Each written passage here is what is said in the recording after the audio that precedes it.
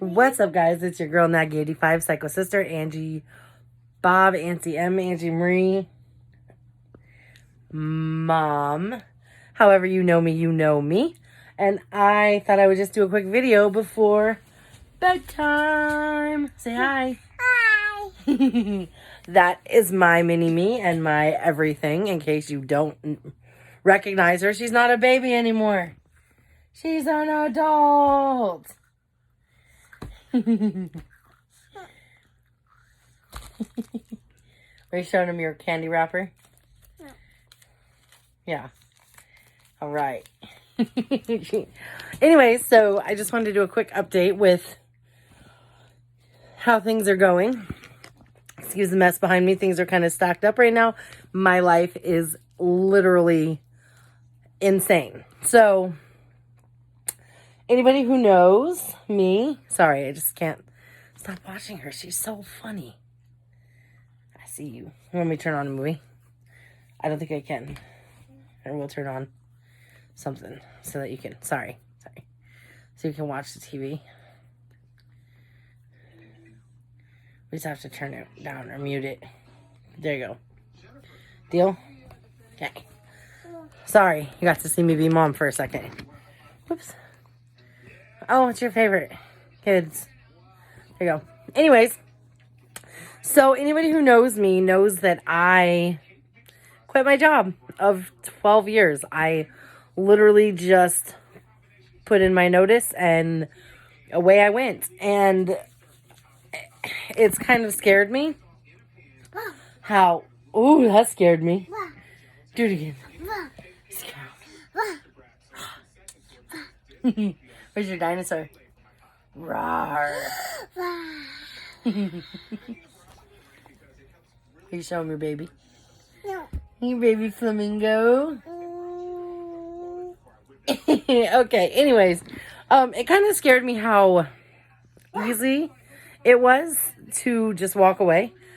I went through a lot there, like a lot. So, you know, when I first started there, I was 23 and I literally had one job before there and it was a shit show. Like, that entire company was a shit show from the word go. And when I first came in, at first I really didn't care. It was just a job. I'm like, whatever, makes money. It shuts up my boyfriend at the time. That was my thought. But as I moved up, I got the admin position fairly quickly. I was only driving for 3 months. And then from there, it just kind of took off. And I literally moved all around. And I was op soup interim for 3 months. Maybe it was 6 months. By myself. The op soup, or AGM as they call them now, had a stroke. Like my 3rd day into being interim. So that wasn't very helpful. Corporate wasn't helpful. But I did it. And it was hella hours. And it was hella stressful trying to do everything to please everybody. And I thought that that was going to be my ticket into management. And it wasn't. For reasons that we won't discuss. Sorry, I seem to be breaking out. Anyways, for reasons that we won't discuss on my channel. Because I don't need that negativity. There's a lot to it. And I don't feel like living in the past. There was shady things done. And they were done. And honestly, everything happens for a reason. And you got poop hand. And my reason then wasn't, everything happens for a reason. Sorry, she's got chocolate all over her hands. Lick it off. There you go. You got it. Lick it off. You got it. Lick it off. It'll be fine. No, let's not play patty cake. I don't know where the wipes went. Trying to do a YouTube, Sabrina. We have lost the wipes. Good thing I have a backup for. I hope. Excuse my fat girl grunts as I bend down and pick up her 300-pound backpack. Because for some reason we have to bring every baby that we own and all of our blankets. Hold on, baby. It's not all gone. You have 4 pieces right there. Here. Wipe your hand off on that. You're welcome. Good manners. Put them right here. Can I finish my YouTube video? You got it. Good girl. Don't forget your face. Anyways, I hope you guys like the side of my face, my little fat face, because whatever. Nope, you hold it. Mom's busy. Put it down. Just set it right there. I'll take care of it in a minute. I promise. Just set it down. Won't kill you. Okay, anyways. So, what was I saying? A lot of shady stuff happened. Everything happens for a reason. So, at one point, I literally thought that job defined me. That was what I was. I was a router. I was a dispatcher. I was the lead router. I was the lead dispatcher. I was the interim op soup. I was the future op soup. My entire life was that. And that's what defined me. And COVID, was a really big eye-opener for me, and was actually, and I feel really bad saying this considering how many people have died from it and how many families have been affected by it, but COVID changed my life in a way that was positive. And April 24th, I was at home early because of COVID, and I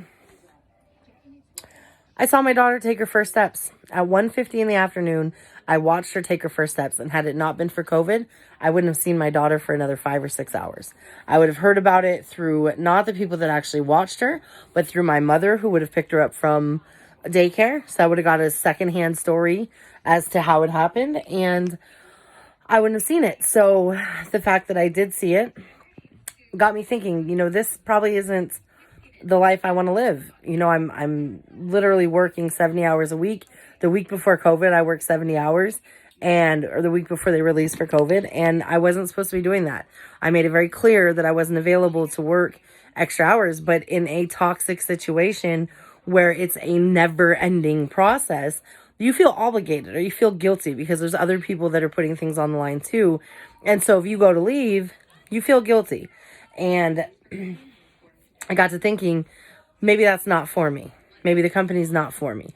They're not family oriented. They're not family based. They're not, as much as the word family is thrown around, your actual family becomes sidelined. And with Sabrina being literally my only shot, because I don't think I'm doing this ever again. Yeah, whoa. Yeah, whoa. Your bottle. Oh. There you go. Thank you. Anyways, as much as I love being a mom, because I really, really freaking do, single mom sucks. Even with all the help of my family, it's not the same as having another person. So I don't think, I don't know. I don't think I ever want to do this again, but especially not single mom status. But anyways, this part I'm loving. The baby part with all the PTSD and stuff, not so much. So anyway, so I learned very quickly that Durham was not, I don't know if I'm supposed to say the name, but I don't care. They weren't family oriented in the sense of when it comes to their staff, it doesn't matter. If a job needs to get done, it has to get done. And I don't fault anybody. Yeah, I do. It could be so much easier than it is, but it's not. And it's a corporate situation, and then it just trickles downhill, and it starts shit at the top, and it just rolls downhill, and shit becomes more shit and shit and shit. And so, you're so cute. So, I decided over COVID to make a change. So I started going back to school because I thought, maybe I'll get my degree. You don't need another one. No, get your other one. 1, 2. Thank you. She's throwing a fit now. She won't look at me. Anyways, see what happens? You distract me. I knew that it wasn't going to get better. I knew that it wasn't a position that really took into account that I get one shot at this or even had any sympathy for it. I made one request to not work before 7 or 7:15 because of her daycare hours, and I was told I needed to be there at 6:30. So little things like that. kind of added up. And when you put on top of that the fact that I have one human to impress, I have one person in the entire world who is actually affected by my decisions.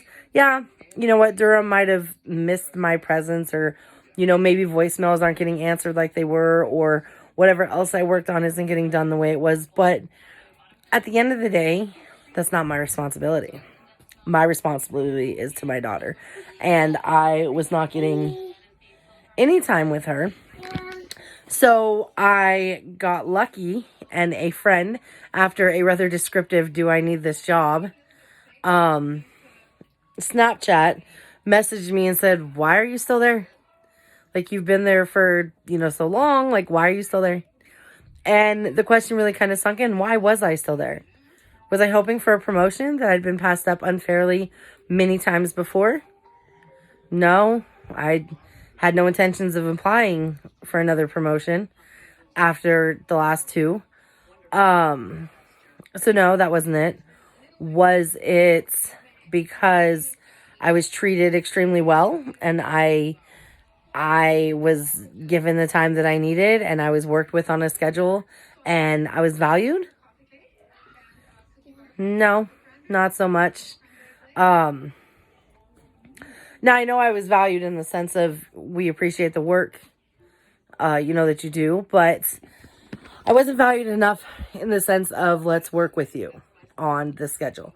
That and driving, like doing something that isn't my job, doing something that isn't even in my job description, doing something that is so not even closely related to what I do. So it's not like I'm covering for a department or something. But I'm doing somebody else's job, pausing my job that's already taken from my family life to do somebody else's job because they were sick, or because there weren't enough drivers, or because they wanted the day off, didn't make sense to me. So that's the unflexibility and the fact that I have this human were all key components in why I left. And I do miss some of the things.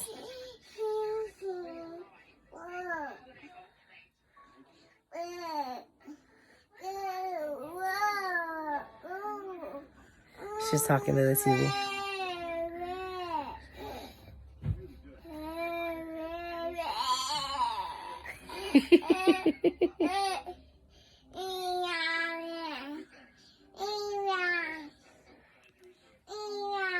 Satan, is that you?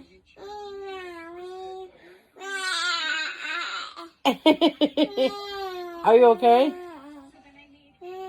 What's going on? Anyways, so those are the main components. There's some deeper things that have to do with like my family. Inside voice. You just punched yourself in the face. Try to take your socks off. You okay? Yeah.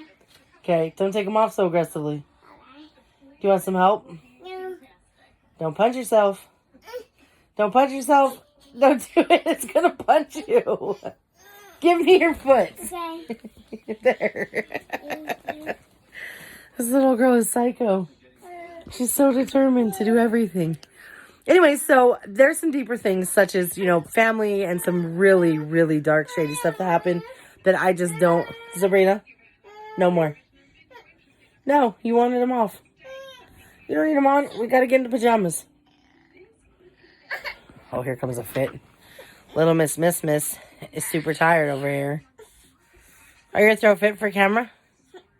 Wah! Do it. No? Are you mad? What are we doing when we're mad? Sabrina, are you mad? Who are we calling? Nobody. We're doing a video. Are you mad? No. What? We can't show you Ziva because she refuses to wear clothes in this world, so she's over there, though. What's up, dude? Now we stick my head. That was Ziva. Her cousin. Everyone knows who you are, dude. Yeah. Everyone on my channel knows you. Anyways, night. Love you. Middle brushing my teeth. That's awesome. Go get them squeaky clean.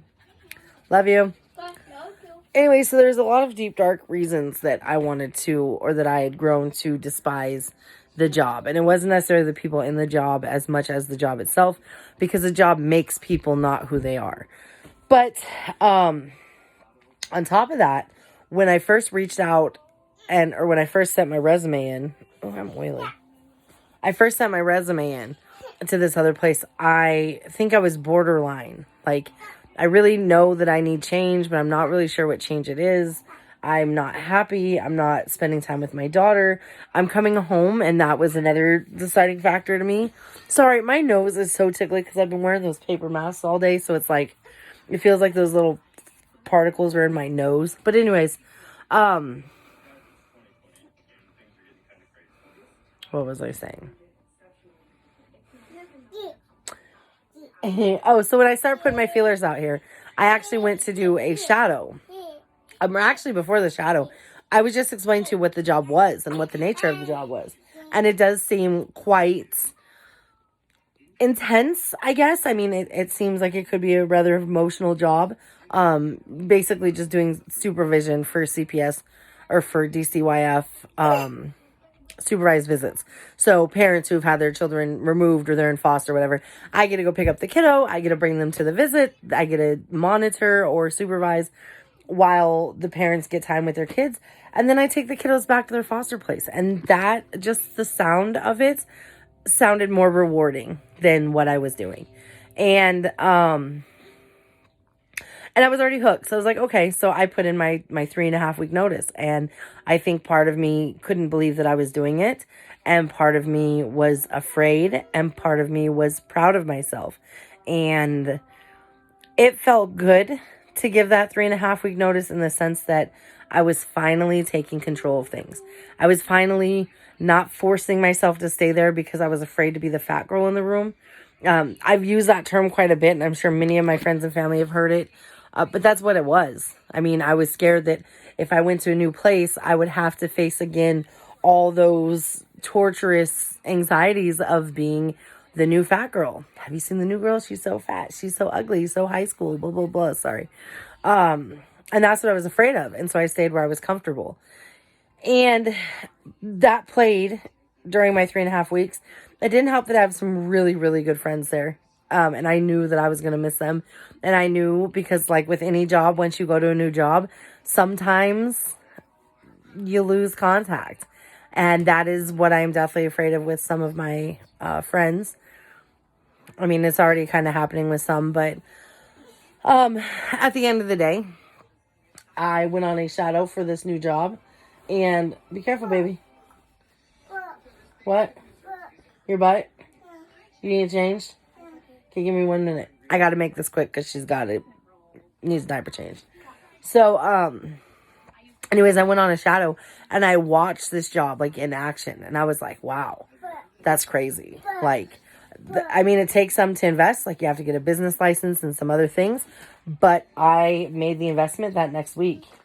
And I said, we're doing this. And I know that people didn't believe that I was leaving. And I know that some people are sad. Some people are happy. Like, I've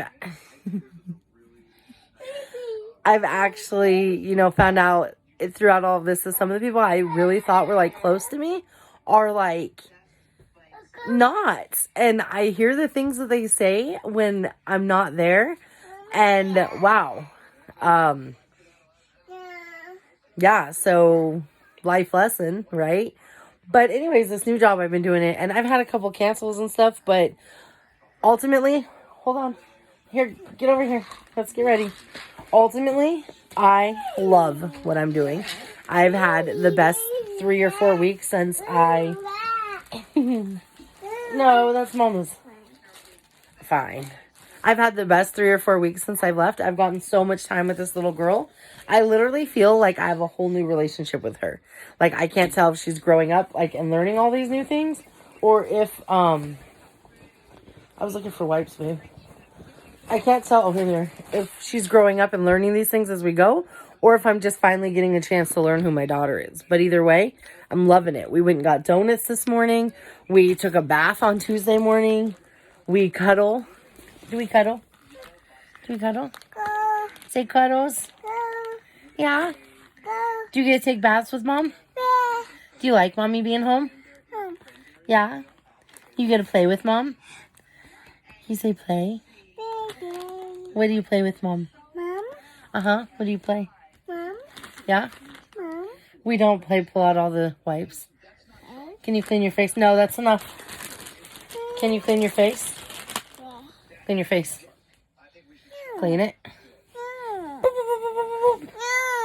She's so grumpy. Anyways, so yeah. So I am absolutely loving life right now. And I don't think that I made a wrong decision at all. I said no more wipes. You have 2. When you get so mad, you got my face. Give me my mad face back. What do we do when we're mad? Show them. Take your breaths. Take your breaths. Either take your breaths or say cheese. Give me a cheese, you can have the phone. Cheese. Say cheese. Okay, don't push the button. Say hello. Say hi, YouTube. Okay, I'm not trying to show the whole room here. Say hi, YouTube. Okay, she's getting super grumpy. She's got a wet butt, and she doesn't like that, and it's bedtime. So, until next time, which next time I think I'll do without her here, because 21-minute video for something I should have been able to say in like 5 minutes. I didn't even get out everything I wanted to say because of somebody over here, but you know how it goes, because I am a mother. Above everything else, I am a mom to the most amazing little angel ever. Smile. Smile. Smile. Are you mad? You mad? Sure, boogers. Okay. Anyways, so until next time, I'll see you on the flip side. So much more to tell everybody. Okay, gotta go. Bye.